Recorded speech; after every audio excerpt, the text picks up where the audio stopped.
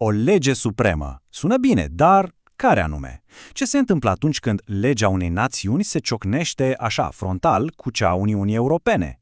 Cine are până la urmă ultimul cuvânt?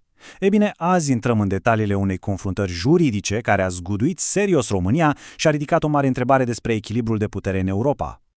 Și, să știți, asta nu e deloc o întrebare teoretică. E chiar miezul unei crize reale, o coliziune în toată regula între Curtea de Justiție a Uniunii Europene și Curtea Constituțională a României.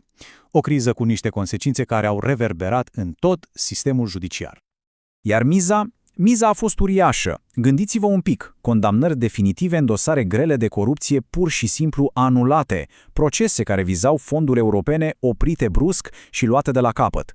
Dintr-o dată a apărut acest risc foarte real ca niște infracțiuni grave să rămână practic nepedepsite. Cam de aici a pornit totul.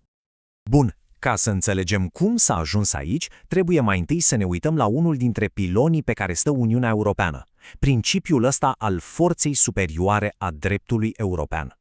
Totul se reduce, de fapt, la acest principiu cheie, supremația dreptului UE.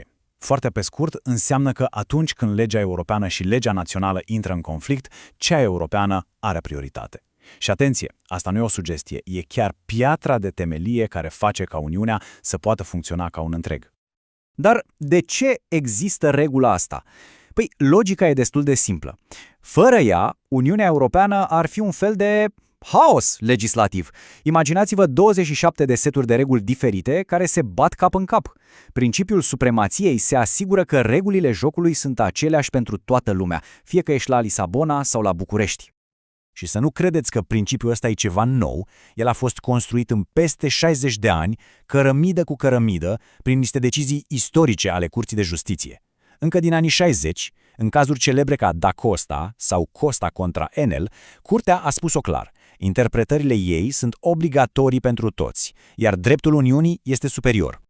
Cu alte cuvinte, deciziile Curții Europene nu sunt niște simple opinii juridice. Ele sunt, practic, scheletul legal al Uniunii. Ele asigură că întregul sistem rămâne coerent și mai ales funcțional. Ok, acum haideți să întoarcem moneda, să trecem la cealaltă perspectivă și să vedem cum e perceput acest principiu de la nivel național, acolo unde curțile constituționale au rolul de gardian, de protector al legii fundamentale a țării. Aici, lucrurile devin cu adevărat interesante. Curțile naționale, în special cea din Germania, au venit cu această doctrină numită Solange, care în germană înseamnă atâta timp cât.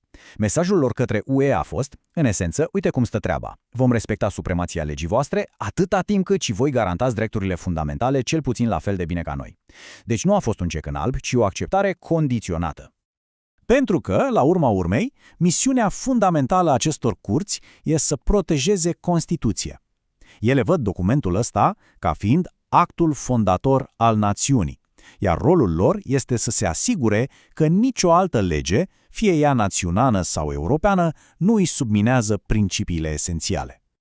Așadar, aici e punctul nevralgic. Avem două filozofii, care, în anumite momente, pot intra în conflict. Pe de o parte, viziunea CJUE, o ordine juridică unică, uniformă pentru toți. Și pe de altă parte, viziunea curților naționale, care spun, stați puțin, la noi în țară Constituția este în vârful piramidei. Iar acest conflict de viziuni nu a rămas doar pe hârtie, în tratate de drept. În România, el a explodat, s-a transformat într-o confruntare directă, cu consecințe imediate și pe alocuri dramatice. Scânteia a venit de la o decizie a Curții Constituționale a României, CCR. Aceasta a stabilit că anumite completuri de judecată de la instanța supremă, exact cele care judecau marile cazuri de corupție, nu erau formate legal. O decizie aparent tehnică, dar care a avut un impact colosal. Ce a urmat a fost un adevărat efect de domino. Pe baza deciziilor CCR, avocații au început să ceară anularea sentințelor, iar instanțele una după alta au început să anuleze condamnări definitive, vă dați seama, inclusiv în dosare de corupție de top. În fața acestei situații, unii judecători români s-au simțit prinși la mijloc. Pe de o parte, trebuiau să aplice deciziile CCR, pe de altă parte, simțeau că asta contravine obligațiilor europene de a lupta cu corupția. Așa că au făcut singurul lucru logic. Au întrebat instanța supremă a Europei ce e de făcut. Răspunsul de la CJUE a venit și a fost de o claritate tăiasă. Un moment absolut definitoriu. Curtea de la Luxemburg a spus că, atunci când există un conflict direct, obligația principală a unui judecător național este față de dreptul Uniunii. Deci, dacă o decizie a unei curți constituționale împiedică lupta eficientă împotriva corupției, judecătorul pur și simplu trebuie să o lase deoparte. Dar, până la urmă, de ce contează acest conflict juridic pentru noi toți? Să vedem un pic care este miza reală, miza pentru ceea ce numim stat de drept. Și ajungem din nou la întrebarea. Deci, cine are ultimul cuvânt? Răspunsul nu e deloc simplu. Dar felul în care se rezolvă acest conflict are implicații practice uriașe pentru fiecare dintre noi. Aici vedem, de fapt, dilema umană și profesională. Legea din România e clară, nerespectarea deciziilor CCR poate fi abatere disciplinară. În același timp, nerespectarea dreptului UE poate aduce sancțiuni pentru statul român. Judecătorii sunt, la propriu, prinși la mijloc, între ciocan și nicovală. Deci, miza reală depășește cu mult o simplă dispută tehnică între juriști.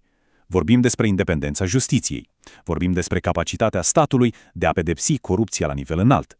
Vorbim despre protejarea banilor europeni și, în final, vorbim despre angajamentul României ca membru cu drepturi depline în Uniunea Europeană. Pentru că atunci când regulile devin neclare la cel mai înalt nivel, efectele se simt în întreaga societate. În cele din urmă, asigurarea unei justiții care funcționează și a unui stat de drept solid nu e un moft, ci o necesitate absolută pentru orice democrație sănătoasă.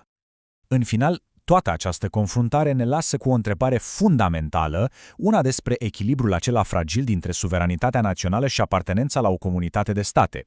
Este un dialog care nu s-a încheiat, iar răspunsul pe care îl vom găsi va defini nu doar viitorul justiției de la noi, ci poate chiar și viitorul proiectului european în sine.